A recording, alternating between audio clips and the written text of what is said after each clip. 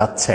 NCP সম্পর্কে অনেক negative কথা বললেন তিনি গণমাধ্যমে, এবং তার এই নেগেটিভ কথাগুলো বলার মাধ্যমেই উঠে আসলো এনসিপি কিভাবে চলছে, কাদের ইঙ্গিতে চলছে, কাদের রাজত্ব সেখানে, এই ব্যাপারগুলো যেমন আসলো তেমনি গত বছরের জুলাই আগস্টে শেখ হাসিনা সরকার বিরোধী যে আন্দোলন, সেই আন্দোলনের স্টেক হোল্ডার আদতে কারা, কাদের কৃতিত্ব বেশি, সেই ব্যাপারগুলোও সামনে এসে পড়ল।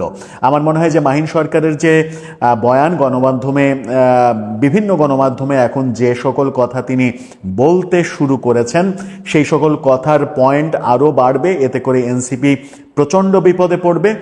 মাহিন সরকারকে এখনই যদি এনসিপি তার ভুল সংশোধন করে এক ধরনের মীমাংসা করে না নেয়, তাহলে এনসিপির রাজনীতির জন্য সেটা মারাত্মক ক্ষতির কারণ হয়ে দাঁড়াবে।